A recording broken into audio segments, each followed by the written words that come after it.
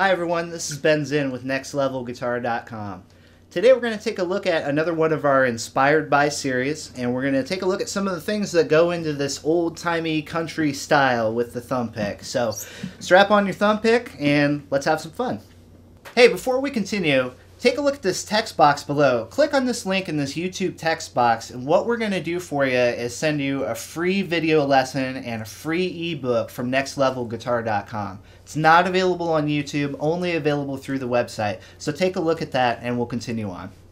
Okay, so first things first. To accurately play this style, there's a couple of pieces of gear we're going to want to take a look at to recreate the old school sound. The first of those is our thumb pick here. You can see this goofy looking thing allows me to sort of pick with just my thumb instead of my thumb and my index finger like we're used to. These are a little tricky to find, but if you poke around online enough for them, you'll be able to find one no problem.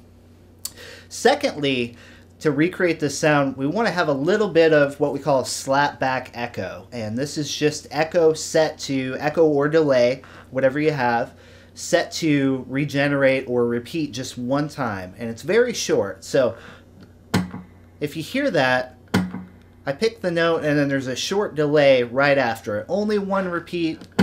It's really mild, but it really kind of makes the sound. You can of course get one of these big hollow body guitars. These are a lot of fun to have, but getting the thumb pick and getting the delay, those are the two main important things. And of course, if you have the gumption to get one of these big old guitars, you can do that too. They're a lot of fun. Now that we have our gear in order, we're ready to start learning the style a little bit. When I think of this old school style, what I'm reminded of is kind of the sound of a drum kit. What we're doing is kind of playing with our right hand in a way that recreates a kick drum and a snare drum. We're kind of splitting apart the chord. Instead of just strumming the chord all at once, we're splitting it up into what I like to think about as a kick drum and a snare drum sound. So why don't we go ahead and grab our open position C chord here, and we got our thumb pick, and what we're going to do is learn how to separate out the chord here first of all.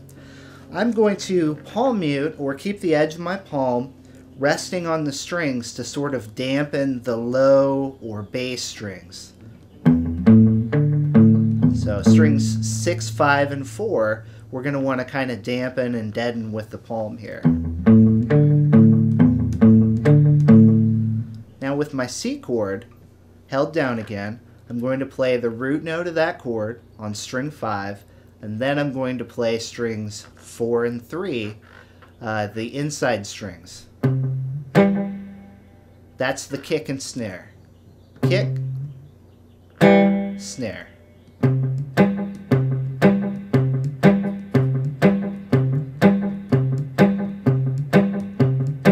And you can really hear when you palm mute those notes that the echo really kind of takes over and you hear that old school sound.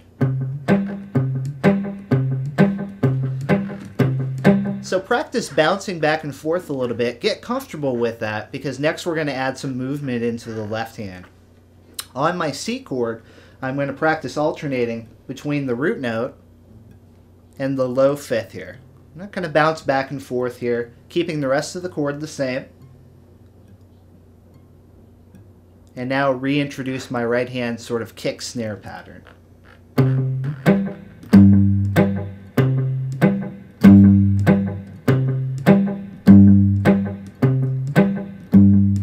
Of course, you'll notice when I hop up to the 6th string here, my right hand is as well. So I want to follow which note I'm fretting here.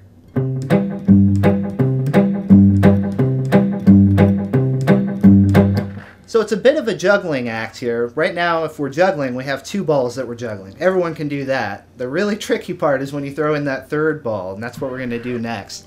We're going to include some melody notes on the high end of the strings to complete this sort of style. So with our other 3 fingers on the right hand, we're going to kind of assign these to a string.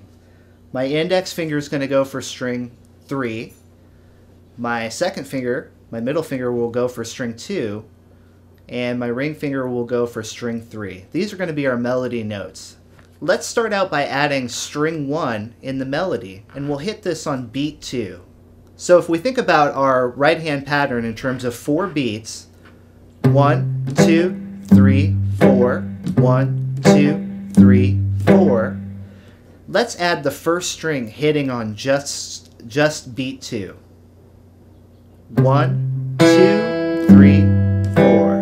1, 2, 3, 4. 1, 2, 3, 4. Get used to that pattern, playing string 1 on beat 2.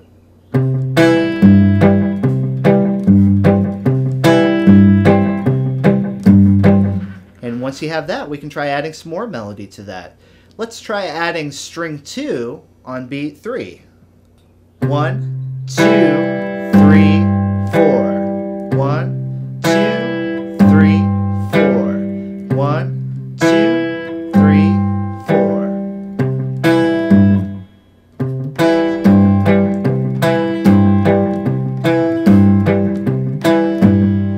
Now once you have a good feel for that, let's try changing chords but keeping the right hand pattern the same.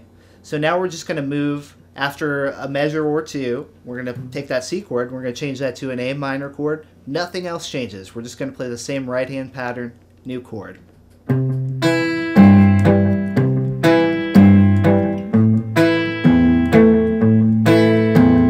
back.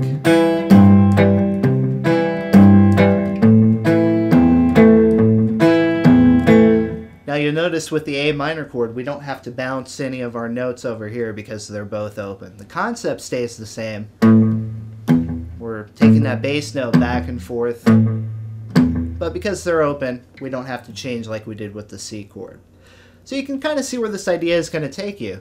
It's about splitting up our chord into different sections. It's almost like you're playing 3 different parts at the same time. You're playing the bass line, you're playing the chord, and you're playing the melody. So you can really get a lot of mileage out of this technique if you work at it. Okay, so keep working with that, get comfortable with that. It takes some time, but it's well worth the effort. And once you do that, the speed is secondary. Once you have the pattern down and you have the muscle memory down, you can really start flying with it. You can start moving around some chord shapes, having a lot of fun with it.